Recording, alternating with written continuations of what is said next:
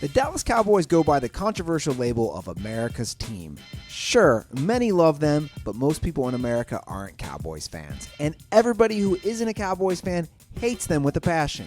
So the majority of NFL fans have lived with the thrill of not seeing Dallas in a Super Bowl since 1995.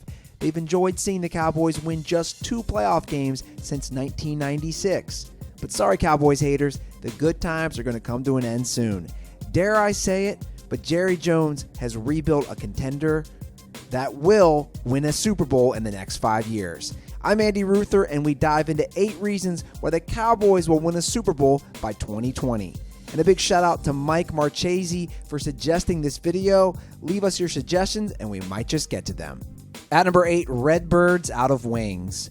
For the first third of this video, we'll take a look at the legitimate contenders of the NFC. It starts with the Arizona Cardinals. They of 3 straight double-digit win seasons. A squad that reached the 2015 NFC Championship. The Cardinals core will soon be out of wings, though. Carson Palmer won't be in the NFL much longer, judging by his injury history, and 33-year-old Larry Fitzgerald plans to retire after 2016. He sure won't be here in 2020. Patrick Peterson and Tyrann Mathieu will still be standouts on the ferocious defense, but the Cardinals likely will be too lacking of talent on offense to do much to win. At number 7, Legion of Boom will be doomed. The Seattle Seahawks remain the class of the NFC. They won 46 games from 2012 to 2015. They reached 2 Super Bowls and won Super Bowl 48. But a look down the road suggests trouble. Russell Wilson will be 32 and still in his prime, but Richard Sherman and Cam Chancellor will also be 32 by 2020, and Earl Thomas will be 31. Corners and safeties usually slow down when they hit the wrong side of 30. Dallas has already shown their ability to clash with Seattle, and the Seahawks could see their championship window closed by 2020. At number 6, Mr. Rogers lost his neighborhood. If not the Cowboys, the Green Bay Packers have to be considered the top team in the NFC over the next decade. Aaron Rodgers remains the NFL's best quarterback, but we won't be seeing him throw for another 40 touchdowns at age 37 in all likelihood.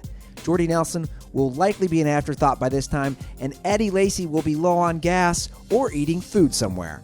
Julius Peppers will be long retired, and Clay Matthews will surely be on the decline. We project Mr. Rogers' neighborhood to be run by the Cowboys in 2020 due to the fact he won't dominate at age 37 the way he is now. At number 5, Dak Prescott. We've seen enough of Dak Prescott already to be convinced he's gonna lead his team to greatness. Tony Romo is running out of chances to lead his team to a Super Bowl championship, and if he can't do it, Prescott takes over in no time. Prescott is only 23 years of age and can only get better as he eases himself into the NFL. He'll easily be among the NFL elite quarterbacks when 2020 rolls around. Romo's future is in question, but Dallas knows they've got themselves a man who will lead them for years to come. At number 4, the offensive line. Building a solid offensive line isn't a necessity to a Super Bowl. Just look at the 2013 Seahawks and 2015 Denver Broncos, but it makes everything a heck of a lot easier. Dallas has had the NFL's premier offensive line for many years. Tony Romo can dance all day in the pocket before finding someone open. DeMarco Murray ran away with the rushing title in 2014, then flopped in Philadelphia. Ezekiel Elliott could win many rushing titles because of this O-line. Tyron Smith, Zach Martin, Doug Free, Travis Frederick, and Ronald Larry are enough as is to give Dallas a chance every night. But luckily, for that O-line, they have the likes of Zeke, Dez, and Dak to make the most of their blocking abilities. At number 3, the Eagles are gonna Eagles. Yeah, Carson Wentz looks great and all. The Eagles' offense and defense will be a juggernaut for years to come. That's what everyone's saying in Philly, and they really might be better than the Cowboys. But if they meet in the playoffs, count on Big D. That's because the Eagles don't have a Super Bowl for a reason. They're the Eagles. They always find a way to mess it up. Dallas has 5 Super Bowls because they've had the winning history. It's bound to come back in the next few years. It's just a matter of gambling, right? It's a matter of stats. It's a matter of numbers. They're due. Don't worry, Cowboys. The Eagles will fly high in the regular season, but you'll put their wings off in the playoffs, or the Eagles might do it to themselves. At number 2, the NFC East is a joke. The NFC East used to be a scary division every year. It had 3 playoff teams in 2006 and 2007.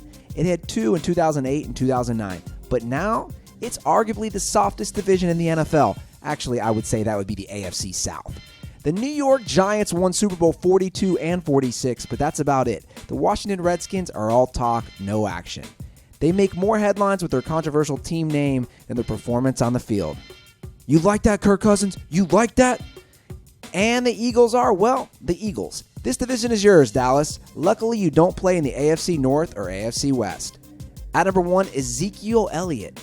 Emmitt Smith and Marshall Faulk won Super Bowls because they were elite running backs. Marshawn Lynch and Jerome Bettis are other Super Bowl champions who carried the rock on their respective teams. Any team with a game-changing running back can win championships. Adrian Peterson single-handedly carried an otherwise mediocre Minnesota Vikings to the playoffs in 2012. I mean, come on, Christian Ponder was their quarterback. That guy's flipping burgers right now.